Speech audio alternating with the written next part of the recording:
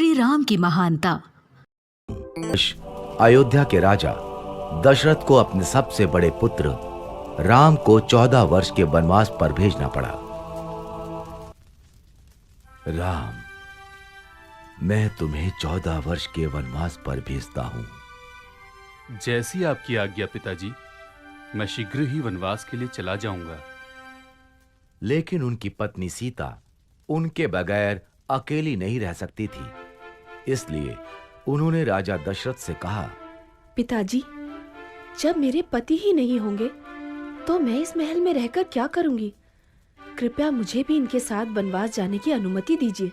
और फिर लक्ष्मण ने भी कहा, पिताजी, मुझे भी भैया राम के साथ जाने की अनुमति दीजिए, क्योंकि राम के बिना लक्ष्मण कुछ भी नहीं है। सीता और लक्ष्मण की विनती सुनकर राजा दशरथ ने कहा, समय मुझे तो मेरे राम से दूर कर रहा है, किंतु मैं तुम्हें तुम्हारे प्रिय राम से दूर नहीं कर सकूंगा। इसलिए मैं तुम्हें राम के साथ जाने की अनुमति देता हूं। कुछ दिनों पश्चात राजा दशरथ से अनुमति पाकर राम, सीता और लक्ष्मण के साथ वनवास के लिए चले गए। वो तीनों वन में कुटिया बनाकर रहने लगे। सब कुछ सही चल रहा था। फिर एक दिन शूर्पणखा नाम की राक्षसी वहां से गुजर रही थी। तभी उसने राम और लक्ष्मण को देखा और सोचने लगी, ये दोनों तो अत्यधिक सुंदर हैं और बहुत बलशाली भी ज्ञात होते हैं। मैं इनमें से ही किसी एक से विवाह करूंगी। ये सोचकर उसने अपनी राक्षसी शक्तियों से एक सुंदर स्त्री का रूप धारण किया और वो राम लक्ष्मण के पास गई।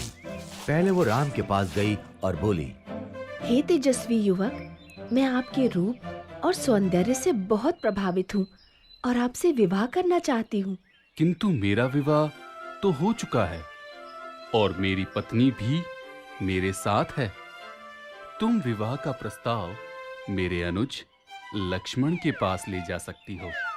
वो इस वन में अकेला है। राम के विवाह से इनकार करने पर शूर्पणखा को बुरा तो बहुत लगा, लेकिन फिर उसने लक्ष्मण को देखा और सोचने लगी, इस युवक ने विवाह से इनकार कर दिया तो क्या हुआ? इसका भाई लक्ष्मण भी इसी की तरह दिखता है। मैं लक्ष्मण से ही विवाह करूंगी। ये सोचकर वो लक्ष्मण के पास गई। हे तेजस्वी युवक, मैं आपके सौंदर्य से बहुत प्रभावित हूँ और आपसे विवाह करना चाहती हूँ। मेरा विवाह हो चुका है, इसलिए मैं तुमसे विवाह नहीं कर सकता। किंतु आप इस वन में अकेले हैं और आपको मुझ जैसी सुंदर स्त्री से विवाह करने से इनकार नहीं करना चाहिए। किंतु मैं तुमसे विवाह नहीं करना चाहता। क्यों? क्या आपको मेरा रूप पसंद नहीं आया? ऐसा रूप देखकर तो देवराज इंद्र का भी मन पिघल जाए, तो आपका मन कैसे नहीं पिघला? शूर्पणखा की चिकनी चुपड़ी बातें सुनकर लक्ष्मण को क्रोध आ गया और उसने शूर्पणखा के नाक कान काट दिए। नाक कान कटते ही शूर्पणखा अपने राक्षसी रूप में आ गई।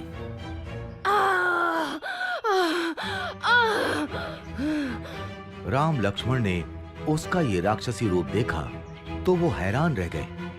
भैया, ये तो एक राक्षसी है। मैं अभी इसका वध कर देता हूँ। नहीं लक्ष्मण, इसे जाने दो।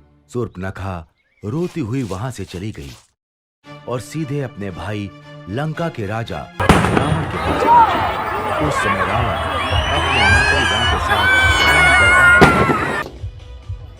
भैया रावण, देखिए आपकी बहन शूर्पणखा के साथ क्या हुआ। शूर्पणखा, तुम्हारा ये हाल किसने किया? तुम मुझे उसका नाम बताओ, मैं अभी उसका वध कर देता हूँ। भैया, वन में दो भाई राम और लक्ष्मण रहते हैं। उन्हीं में से एक ने मेरे कान और नाक काटे हैं। तुम यहीं रुको, मैं अभी उसका सिर धड़ से अलग करके लाता हूँ।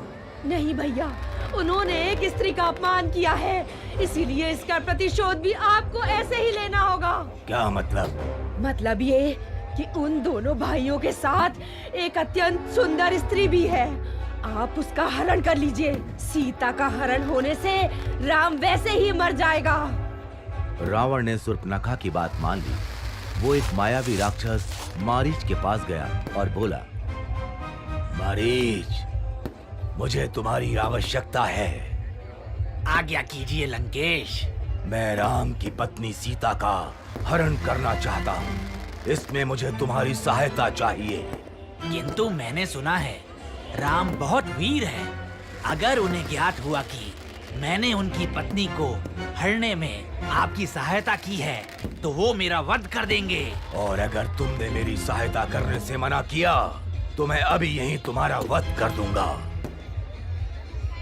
मारीच समझ गया कि उसके पास अब कोई मार्ग शेष नहीं बचा है और उसे रावण की सहायता करनी ही पड़ेगी।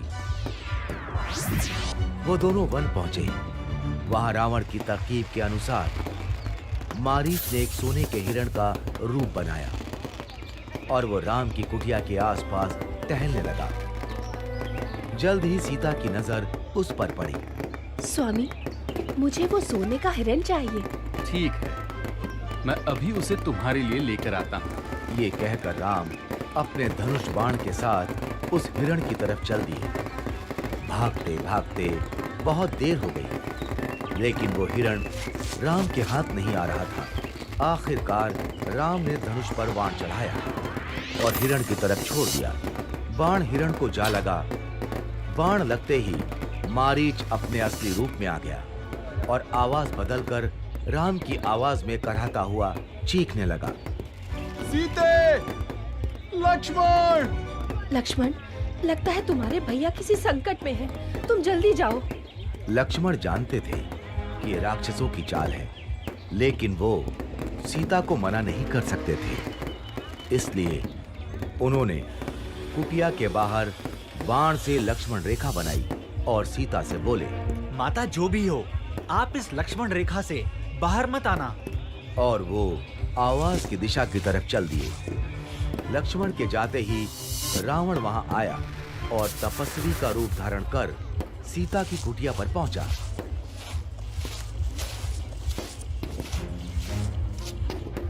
भिक्षामि देहि, भिक्षामि देहि।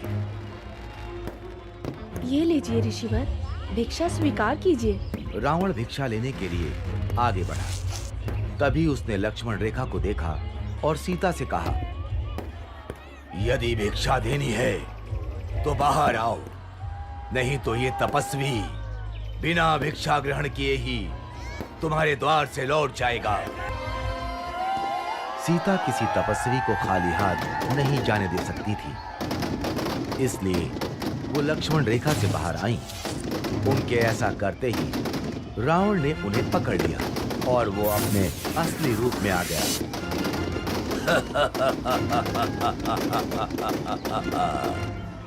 मैं कोई तपस्वी नहीं, मैं लंका का राजा रावण हूं। और रावण सीता का हरण कर उन्हें लंका ले गया। जब राम और लक्ष्मण को सीता के हरण का पता चला तो उन्होंने सीता की खोज आरंभ कर दी। खोज करते करते उनकी मित्रता हनुमान, सुग्रीव, जामवंत और विभीषण जैसे महान और वीर योद्धाओं से हुई। और जब उन्हें ये ज्ञात हुआ कि रावण सीता का हरण कर उन्हें लंका ले गया है, तो उन्होंने वानर सेना के साथ लंका पर चढ़ाई कर दी। पहले राम ने कुंभकर्ण को मारा, फिर लक्ष्मण ने मेघनाद का भी वध कर दिया और अंत में रावण और राम का युद्ध आरंभ हुआ। रावण बहुत मायावी था। वो अपनी मायावी शक्तियों से युद्ध कर रहा था।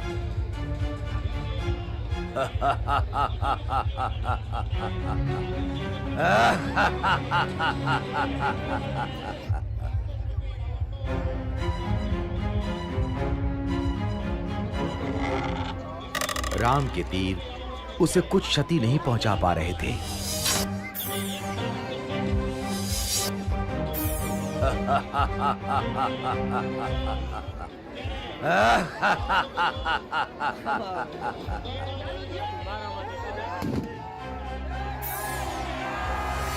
यहां तक कि राम ने रावण का सिर भी धड़ से अलग कर दिया, किंतु ऐसा करते ही अगले ही क्षण उसका एक नया सिर आ जाता था।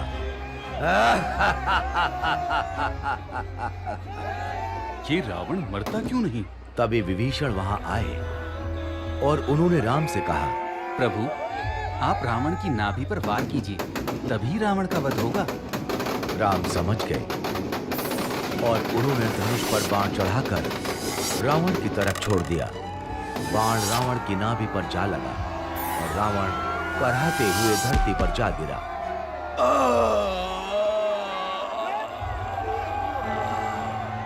इस तरह राम ने रावण का वध किया और सीता को लंका से छुड़वा लिया।